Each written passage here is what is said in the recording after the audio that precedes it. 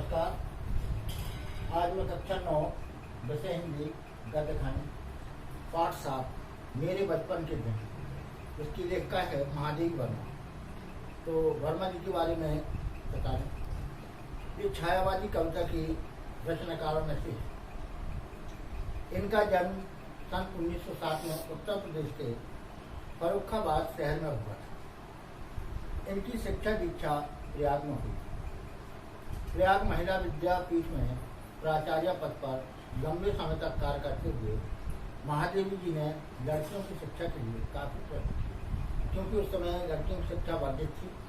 इसलिए उन्होंने उनकी शिक्षा को उन्नत करने के लिए बहुत प्रयत्न किए। सन 1987 में उनका देहांत हो गया।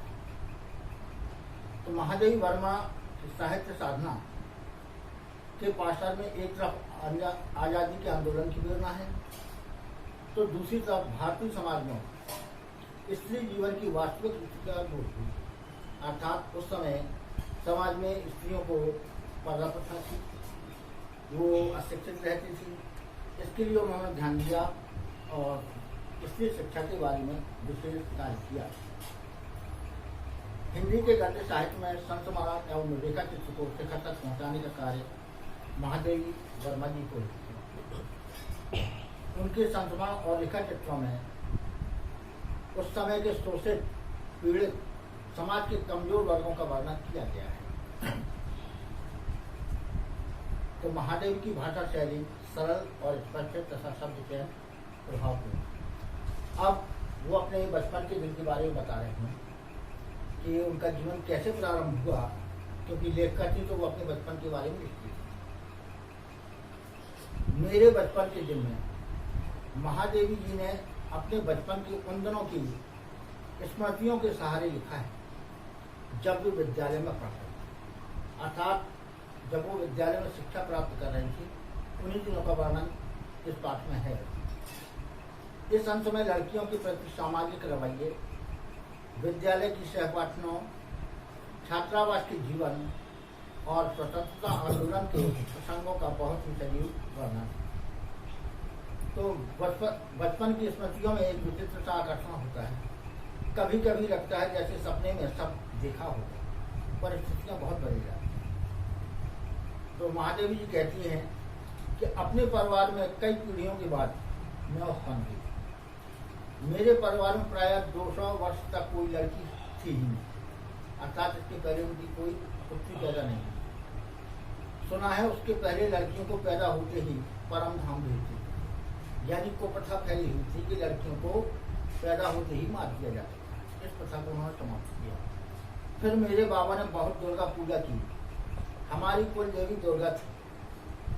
मैं उत्पन्न हुई तो मेरी बड़ी खातिर हुई और मुझे वह सब नहीं सहना पड़ा जो अन्य लड़कियों को सहना, क्योंकि सभी लोग मुझे चाहते थे। परिवार में बाबा फारसी और उर्दू जानते थे। पिताजी ने अंग्रेजी पढ़े थे। हिंदी का कोई वातावरण नहीं। मेरी माता जबलपुर से आई थी, तब से भी अपने साथ हिंदी जाती, अर्थात मेरी माता जी हिंदी जानती। वे पूजा पाठ में भी बहुत करती थी। पहले उन्होंने मुझको पंचतंत्र पढ़ना सिखाया, यानी पंचतंत्र की कहानियाँ जो कि शिक्षाप्रद हैं उनको उन्होंने पढ़ना सिखाया। बाबा कहते थे इसको हम विदुषी बनाएंगे। विदुषी माने विद्वान, इस लड़की को बहुत ही विद्वान बनाएंगे। मेरे संबंध में उनका विचार बहुत ऊंचा रहा, इसलिए पंचतंत्र भी पढ़ा। मैंने संस्कृत भी पढ़ी। ये अवश्य चाहते थे कि मैं उर्दू फारसी सीखूं, लेकिन वह मेरी बस की बात नहीं। मैंने जब एक दिन मौलवी साहब को देखा तो बस दूसरे दिन से मैं चारपाई की नीति जाती थी। अर्थात जब मौलवी साहब पढ़ाने आते थे तो मैं चारपाई की नीति छिप जाती थी और लोग मुझे ढूंढते थे और नहीं पाते थे। तब पंडित जी आए संस्कृत पढ़ाने। माँ थोड़ी संस्कृत जानती थी, गीता में उन्हें विशेष रुचि थी। पूजा पाठ के समय मैं भी बैठ जाती थी और संस्कृत सुनती थी। उनके उपरांत उन्होंने मिशन स्कूल में रख दिया। मिशन स्कूल में वातावरण दूसरा था, प्रार्थना दूसरी थी। मेरा मन नहीं लगा। अर्थात वहाँ अंग्रेजी की प्रार्थना होती, अंग्रेजी में ही बातचीत होती थी। तो वहाँ जाना मैंने बंद कर दिया। जाने में रोने धोने लगी। तब उन्होंने मुझे क्राफ्टवेल गर्ल्स कॉलेज में पहुंचा, जहां मैंने 5वें दर्जे में शिक्षा प्राप्त की। यहाँ का वातावरण बहुत अच्छा था। उस समय हिंदू लड़कियां भी थीं, ईसाई लड़कियां भी थीं, और हम लोगों का एक ही मैच था। उस मैच में प्याज तक नहीं बनता था, अर्थात प्याज भी वर्जित था, वहाँ प्याज लोग नहीं खाते थे। वहाँ छात्रावास के हर एक कमरे में हम 4 छात्राएं रहती। जो छात्रावास था उसमें 4 छात्राएं रहती थी। उनमें पहले ही साथ में सुभद्रा कुमारी मिली, यानी जो मेरी सहेली थी सुभद्रा कुमारी, जो कि बाद में लेखिका हुई। 7वें दर्जे में वे मुझसे 2 साल सीनियर थी। वे कविता लिखती थी और मैं बचपन में तुक मिलाती है। तो बचपन में माँ लिखती थी, पद में गाती थी। मीरा के पद विशेषकर सवेरे जागिए कृपा निधान पंछी बन बोले, यही सुना जाता था। प्रभाती गाती थी। शाम को मीरा का कोई पद गाती थी। सुनकर मैंने ब्रज भाषा में लिखना आरम्भ किया। आकर देखा कि सुभद्रा कुमारी जी खड़ी बोली में लिखती थी। मैं भी वैसा ही लिखने लगी, लेकिन सुभद्रा जी बड़ी थी, प्रतिष्ठित हो चुकी थी, उनसे छिप छिपाकर लिखती थी। मैंने एक दिन उनसे कहा, माँ देवी तुम कविता लिखती हो? तो मैंने डर के मारे कहा नहीं। अंत में उन्होंने मेरी जज की किताबों को तलाशी ली और बहुत सा निकला उसमें से। जब जैसे किसी अपराधी को पकड़ते हैं, ऐसे ही उन्होंने एक हाथ में कागज दिए और एक हाथ से मुझे और पूरे हॉस्टल में दिखाई कि ये कविता लिखती है। फिर हम दोनों की मित्रता हुई। क्राफ्टवेल में एक पेड़ की डाली नीचे थी, उस डाल पर हम लोग बैठ जाते थे। जब और लड़कियां खेलती थी तब हम लोग तुक मिलाते थे। उस समय एक पत्रिका निकलती थी, स्त्री जाता, उसी में भेज देते थे उन कविताओं को। अपनी तुकबंदी छप भी जाती थी। फिर यहाँ कवि सम्मेलन होने लगे तो हम लोग भी उसमें जाने लगे, अर्थात जहाँ भी कविता कवि सम्मेलन होता था मुझे बुलावा आने लगा और मैं भी उसमें जाने लगी। हिंदी का उस समय प्रचार प्रसार था। मैं सन 1917 में यहाँ आई। उसके उपरांत गांधी जी का सत्याग्रह आरम्भ, अर्थात उस समय देश स्वतंत्र नहीं था, तो सत्याग्रह आंदोलन में मैंने भाग लिया। आनंद भवन स्वतंत्रता के संघर्ष का केंद्र हो गया। तो इलाहाबाद में आनंद भवन है, वो स्वतंत्रता का केंद्र था। तो क्राफ्टवेल से मैडम हमको साथ लेकर जाती थी।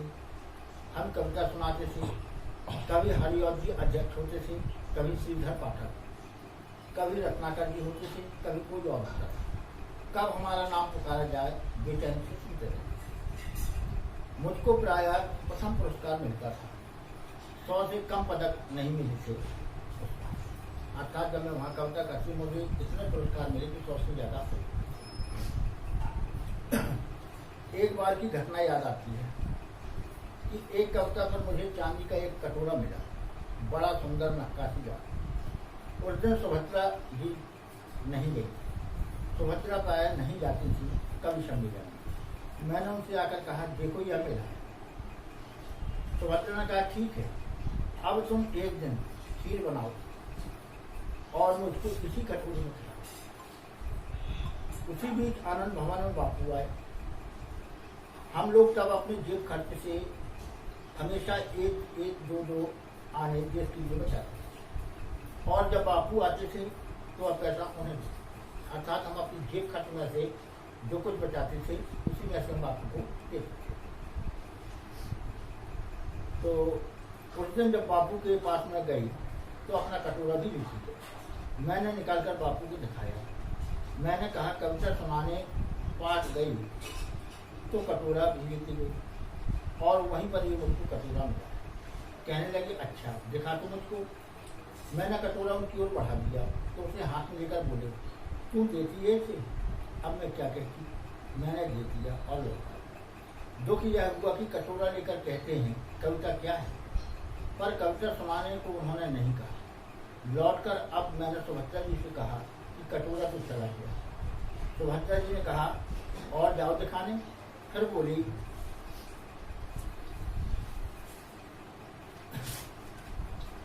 देखो भाई, खीर तो मुझको बनानी ही होगी, अब तुम चाहे पीतल का कटोरा मंगाओ, चाहे फूल का कटोरा।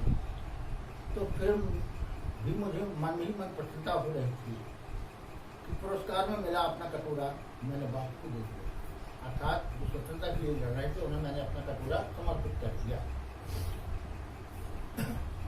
सुभद्रा जी छात्रावास छोड़कर चली, अर्थात उनकी शिक्षा वहां से पूरी हो गई थी और वो वहां से चली। तब उनकी जगह एक मराठी लड़की जयबुन निशा हमारे कमरे में आकर, अर्थात पहले मैं सुभद्रा जी के साथ रहती, फिर एक मराठी लड़की जयबुन निशा मेरे साथ रहने लगी। वह कोल्हापुर से आई। जयबुन मेरा बहुत बड़ा काम करती, वह मेरी डेस्क साफ कर देती, किताबें ठीक से रख देती। इस तरह मुझे कविता के लिए कुछ और अवकाश मिला, अर्थात जब ये कार्य वो पूर्ण कर देती थी वो समय मैं कविता लिखने में बिताती थी, अर्थात अब मुझे कविता लिखने का समय पर्याप्त मिल गया। जयबुन मराठी शब्दों से मिली जुली हिंदी बोलती थी, मैं भी उससे कुछ मराठी सीखने लगी। वहाँ एक उस्तादनी जीवी थी, जीनत बेगम।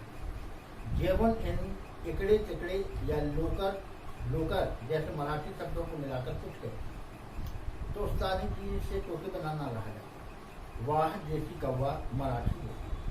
जयबुन कहती थी, नहीं उस्तादनी जी, यह मराठी कौवा मराठी बोलता है। जयबुन मराठी महिलाओं की तरह किनारीदार साड़ी और वैसा ही ब्लाउज कहती थी, हम मराठी हूँ तो मराठी ही बोलेंगे। उस समय यह देखा कि मैंने सांप्रदायिकता नहीं, जो अवध की लड़कियाँ थीं वे आपस में अवधी बोलती थी, बुंदेलखंड की आती थी वो बुंदेली बोलती थी, कोई अंतर नहीं आता था और हम सब पढ़ते, अर्थात बोली का प्रभाव हमें एक दूसरे में नहीं था, जिसको जो आता था बोलती, लेकिन हम सब आपस में सहजियाँ थे। उर्दू भी हमको पढ़ाई जाती थी और हिंदी भी, परंतु आपस में हम अपनी अपनी भाषा में ही बोलते थे। यह बहुत बड़ी बात थी। हम एक मैच में खाते थे, एक प्रार्थना में खड़े होते थे, कोई विवाद नहीं होता, अर्थात अनेक जाति और संप्रदाय के लोग, अनेक भाषा भाषी लोग एक जगह पर सम्मिलित होकर ईश्वर की प्रार्थना करते थे और एक साथ ही मैच में खाते थे। ये सबसे बड़ा है कि इसमें कोई न जात आता, न छुआछूती, न ऊंचा, न भाषा भाषी का अंतर था। मैं जब विद्यापीठ आई तब तक मेरे बचपन का वही क्रम चला जो आज तक चलता आ रहा है। कभी कभी बचपन के संस्कार ऐसे होते हैं कि हम बड़े हो जाते हैं, तब तक चलते हैं बचपन का एक और भी संस्कार कि हम जहाँ रहते थे वहाँ जवारा के नवाब रहते थे, उनकी नवाबी छिन गई थी, वे बेचारी बंगले में रहती थी, यानी नवाबों का अलग राज होता था, लेकिन अंग्रेजों ने उनका राज छीन लिया और वो अब अकेले ही रहते थे। उसी कंपाउंड में हम लोग रहते थे, जहाँ वो नवाब साहब रहते थे उसी कंपाउंड में हमको रहने को मिला। बेगम साहिबा कहती थी, हमको ताई कहो, हम लोग उनको ताई साहिबा कहते हैं, यानी उन्हें सम्मान सूचक साहिबा शब्द और लगा दिया। उनके बच्चे हमारी माँ को चची जान कहते थे। हमारे जन्मदिन वहाँ मनाए जाते थे, यानी जिसका भी जन्मदिन होता था सब सम्मिलित रूप से मनाते थे। उनके जन्मदिन हमारे यहाँ मनाए जाते थे। उनका एक लड़का था, उसको राखी बांधने के लिए वे कहती थी, अर्थात उनका पुत्र था, वो कहती थी आप सब उनकी बहन हैं और इसे राखी बांधो। तो बहनों को राखी बांधनी चाहिए।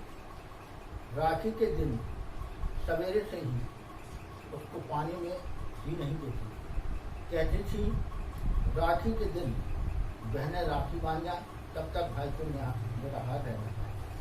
अर्थात मुसलमान होती हुई भी वो इतना काजा करती थी कि वो अपने पुत्र को पानी भी नहीं पीने देती थी और कहती थी कि जब तक बहनें राखी न बांध जाए तब तक तुम्हें मेरा हाथ रहना। ये कितनी बड़ी एकता थी। बार बार कहलाती थी भाई भूखा बैठा है राखी बंधवाने, और बार बार वो हम लोगों के पास संदेश भेजती थी कि तुम्हारा भाई भूखा बैठा हुआ है, ना पानी पी सकता है, तुम लोग सीधे आओ और उन्हें राखी बांधो। फिर हम लोग जाते थे। इसी तरह मुहर्रम में हरे कपड़े उनकी बनते थे, तो मुहर्रम वो अपनी मनाती थी, तो हमारे भी बनते थे, यानी वो अपने लिए हरे बनवाती तो हमारे लिए भी बनवा देती।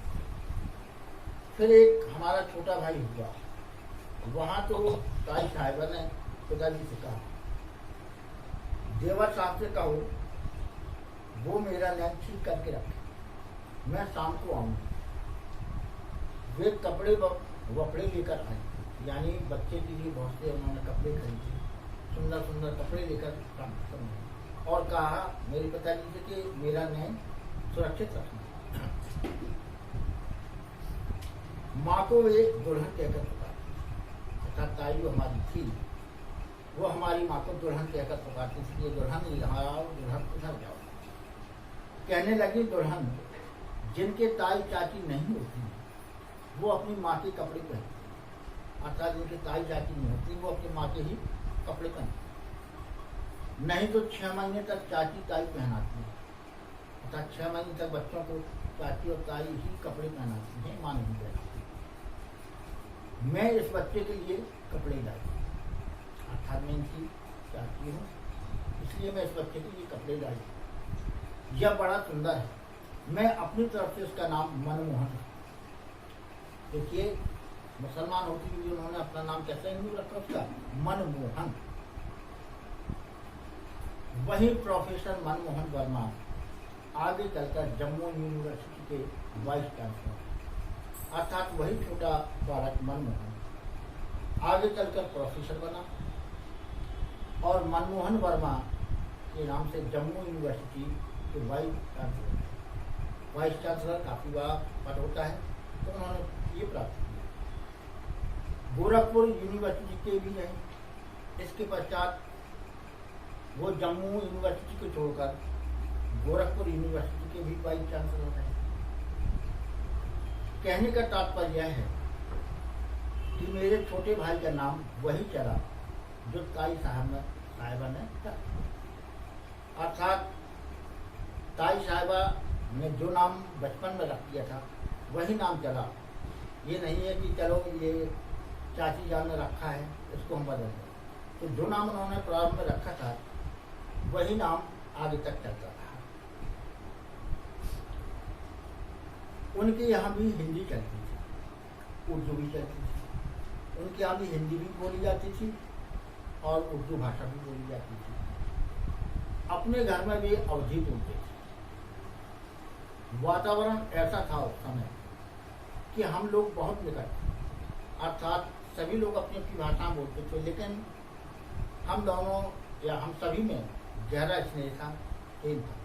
अर्थात अलग अलग भाषा भाषी होते हुए भी ये हम एक दूसरे को अलग नहीं मानते थे, बल्कि एक ही परिवार के सदस्य मानते थे।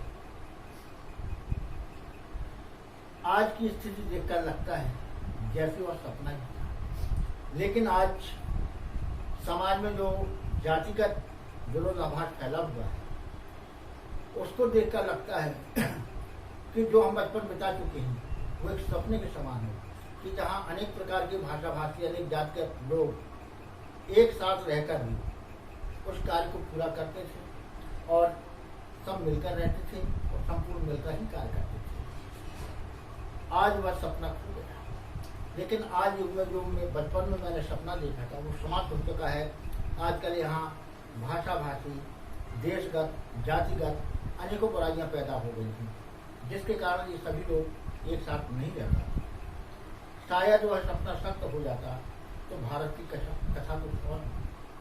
तो लेखिका कहती है कि जो बचपन में मैंने स्वप्न देखा था, सामाजिक एकता का, जातिगत एकता का, भाषागत एकता का, वो यदि सत्य हो जाता तो आज भारत सर्वोन्नति होता, यानी सभी मिलकर कार्य करते, एक दूसरे से जातिगत विरोधाभास नहीं होता और मेरा भारत अब उन्नति की ओर अग्रसर हो जाता। अब ये कहानी यही कहती है, उन्होंने अपने जीवन के वृत्तांत लिखा है।